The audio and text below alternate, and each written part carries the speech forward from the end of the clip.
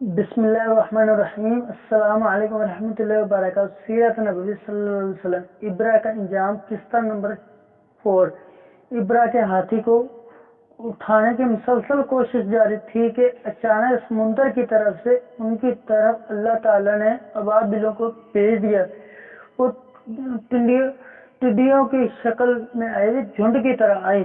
دوسری طرف عبد المطلب مکہ میں داخل ہوئے، حرم میں پہنچے اور کعبہ کے دروازے کی زنجیر پکڑ کر ابرا اور اس کے لشکر کی خلاف فتح کی دعا مانگی۔ ان کی دعا کے الفاظ یہ تھے کہ اے اللہ، یہ بندہ اپنے قافلے اور اپنے جماعت کی حفاظت کر رہا ہے، تو اپنے گھر یعنی کہ بیت اللہ کی حفاظت فرما۔ ابرا کا لشکر فتح نہ حاصل کر سکے، ان کی طاقت تیری طاقت کے آگے کچھ بھی نہیں۔ آج سلیب کامیاب نہ ہو۔ سلیب کا الفاظ اس لیے بولا کہ ابرا عصائی تھا اور سلیب کو عصائی اپنے نشان کے طور پر ساتھ لے کر چلتے ہیں۔ اب انہوں نے اپنے قوم کے ساتھ لیا اور ہرا کی پہاڑی پر چڑھ گئے، کیونکہ ان کا خیال تھا کہ وہ ابرا کا مقابلہ نہیں کر سکتے۔ اور پھر اللہ تعالی نے پرندوں کی جھنڈ بھیج دیے۔ یہ پرندے جھنڈ کی طرح، یہ پرندے چڑیوں سے قدر بڑے تھے۔ ان میں سے ہر پرندے کی چونچ میں پتھر تھے، ان میں سے ہر پرندے کی چونچ میں 3 ٹکڑے تھے۔ یہ پتھر پرندوں نے ابرا کے لشکر پر گرانے شروع کیے۔ پتھر ان پر گرے، ان کے ٹکڑے ٹکڑے ہو گئے، بالکل اس طرح جیسے کہ آج کسی جگہ اوپر سے بم گر جائے تو جسموں کے ٹکڑے اڑ جاتے ہیں۔ ابرا کا ہاتھی محمود البتہ ان کے کنگروں سے محفوظ رہا، باقی سب ہاتھی ٹھیس نیس ہو گئے۔ یہ ہاتھی 13 عدد تھے، سب کے سب گھائل ہو گئے، 900 مانند ہو گئے۔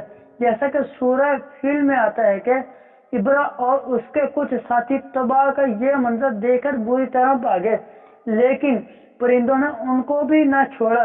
ابرا کے بارے میں طبقات میں لکھا ہے کہ اس کے جسم ایک حصہ الگ ہو کر گرتا چلا گیا، یعنی کہ وہ بھاگا رہا تھا، اس کے جسم سے ایک حصہ الگ ہو کر گرتا رہا۔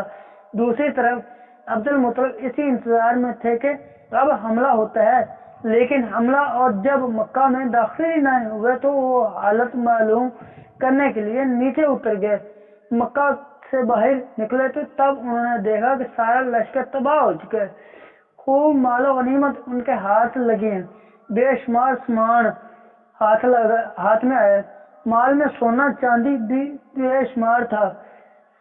لشکر میں سے کچھ لوگ ایسے بھی تھے جو واپس نہیں بھاگے تھے، یہ مکہ میں رہ گئے تھے۔ ان میں ابرا کا ہاتھی مہابت بھی تھا جو محمود کے آگے آگ لانے میں ناکام رہا تھا۔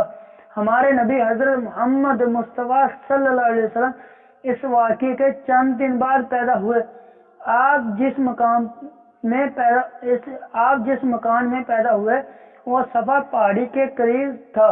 حضرت کعب احبار رضی اللہ تعالیٰ عنہ روایت کرتے ہیں کہ میں نے تورات میں پڑھا تھا کہ رسول اللہ صلی اللہ علیہ وسلم کی پیدائش مکہ میں ہوگی۔ کعب پہلے یہودی تھے، اس لیے تورات پڑھا کرتے تھے۔ دنیا میں آئے تھے، حضور محمد اکرم صلی اللہ علیہ وسلم روئے۔ حضرت عبد الرحمن بن عوف رضی اللہ تعالیٰ عنہ کی والدہ کہتی ہیں کہ جب حضرت آمنہ کے ہاں ولادت ہوئی تھی تو میں وہاں موجود تھی۔ آپ صلی اللہ علیہ وسلم میرے ہاتھوں میں آئے، غلبہ دیا تھے، ان کا نام شفا تھا۔ فرماتے ہیں کہ جب آپ میرے ہاتھوں میں آئے تو روئے۔ آپ کا دادا عبد المطلب آپ کی ولادت کی اطلاع دی گئی، وہ اس وقت خانہ کعبہ کا طواف کر رہے تھے۔ اطلاع ملنے پر گھر آئے، بچے کو گود میں لیا۔ اس وقت آپ کی والدہ نے ان سے کہا یہ بچہ عجیب ہے، سجدے کی حالت میں پیدا ہوا، یعنی کہ پیدا ہوتے ہی اس نے پہلا سجدہ کیا، پھر سجدے سے سر اٹھا کر انگلی آسمان کی طرف اٹھائی۔ عبد المطلب نے آپ کو دیکھا، اس کے بعد آپ کو کعبہ میں لے آئے، آپ کو گود میں لے رہے تھے اور طواف کر رہے تھے، پھر واپس لا کر حضرت آمنہ کو دیا۔ آپ کو عرب کو دستور کے مطابق ایک برتن سے ڈھانپا گیا، لیکن وہ برتن ٹوٹ کر آپ کے اوپر سے ہٹ گیا۔ دیکھ لو یار، یہ برتن ٹوٹ کر الگ ہو گیا۔ جیسے ہی نظر پڑی حضرت محمد صلی اللہ علیہ وسلم انگوٹھا چوستے نظر آئے۔ اس موقع پر شیطان بری طرح چیخا۔ تفسیر ابن خالد ابن مخلد میں کہ شیطان صرف 4 مرتبہ چیخا۔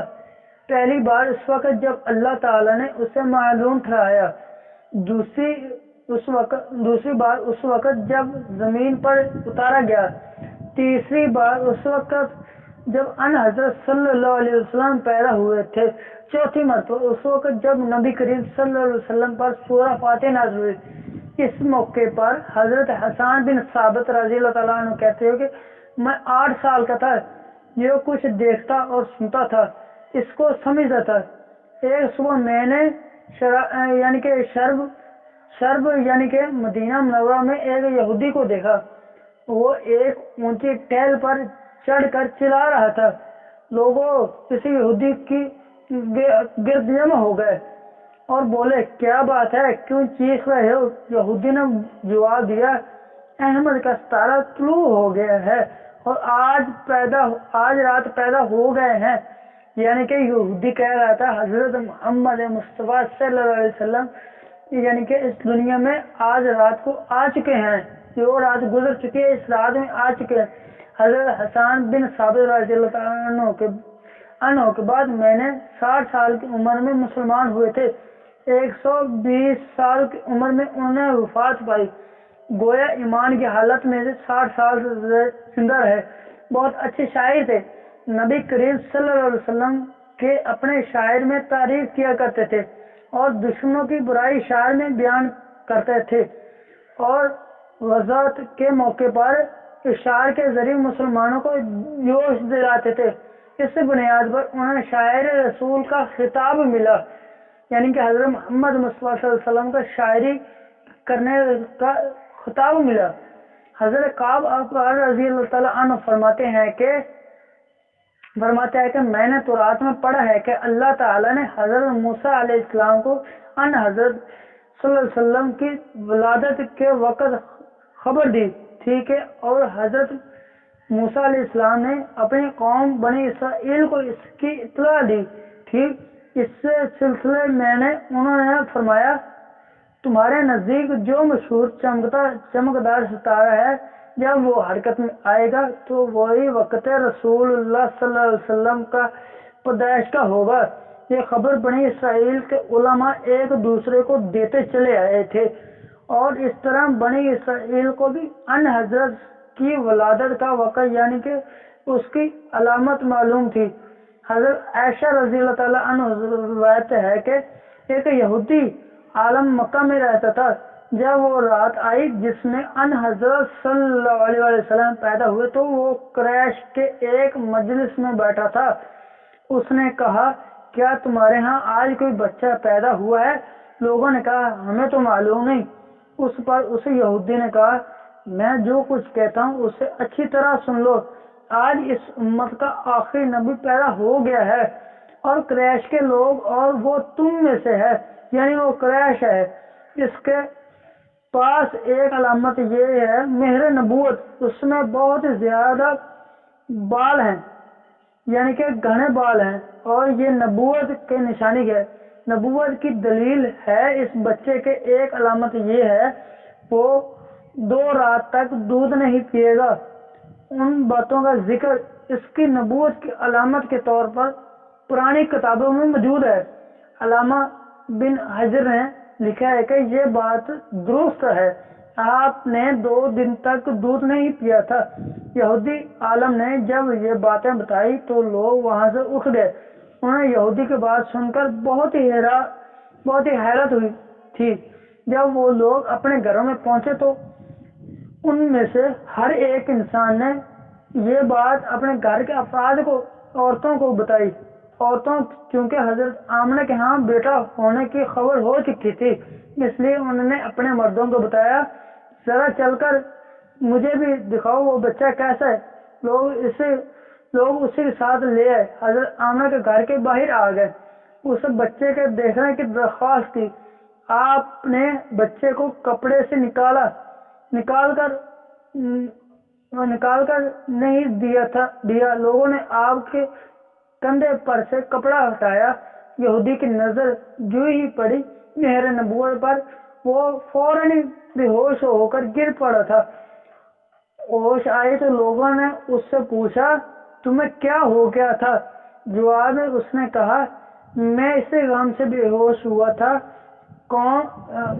تھا، میری قوم میں سے نبوت ختم ہو گئی ہے، اور قریش، اللہ کی قسم یہ بچہ تم پر زبردست غلبہ حاصل کرے گا، اور اس کی شہرت مشرق سے مغرب تک خبر یہ پھیل گئی۔